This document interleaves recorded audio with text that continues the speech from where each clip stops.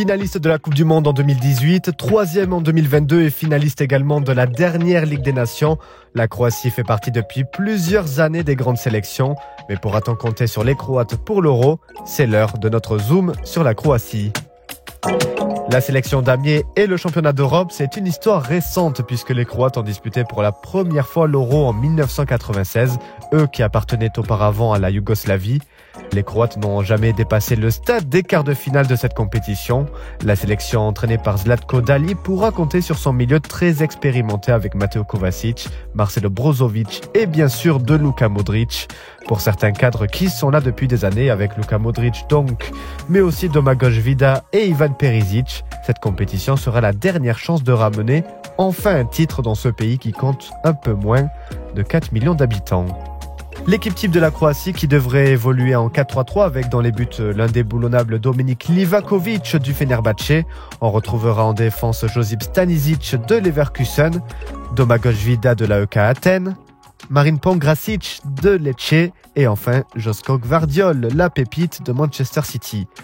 Le milieu sera composé donc de Luka Modric et de ses 174 sélections, le joueur du Real Madrid. Il sera accompagné de Mateo Kovacic de Manchester City et de Marcelo Brozovic d'Al Nasser. Le trio d'attaque devrait être composé d'Ivan Perisic de l'Hajduk Split, lui qui est rentré au pays tout récemment. Ses deux compères en attaque sont Ante Budimic de l'Osasuna et enfin Andrej Kramaric d'Hoffenheim. Le meilleur joueur de cette équipe croate, c'est donc Luka Modric. Plus besoin de présenter le Ballon d'Or 2018.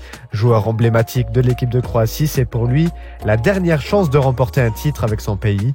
Joueur élégant par la passe et ses transversales magnifiques, il reste le leader de son pays. Le joueur à suivre, c'est Josko Gvardiol, arrivé à Manchester City l'été dernier. Le Croate a passé un cap en devenant polyvalent. Habitué à jouer dans l'axe avec Leipzig, il a découvert le poste d'arrière-gauche et a été très performant cette saison. Il sera un joueur à suivre non seulement pour la Croatie, mais également pour l'ensemble de l'Euro. Le calendrier de cette équipe croate, qui commencera sa campagne ce samedi donc contre l'Espagne à Berlin, avant de défier ensuite l'Albanie ce mercredi à Hambourg. Et enfin, la sélection terminera sa campagne en phase de poule contre le tenant du titre, l'Italie, à Leipzig. Voilà, c'est la fin de cette vidéo. Merci de l'avoir regardée. N'hésitez pas à vous abonner à Made in Foot pour plus de vidéos sur l'Euro 2024.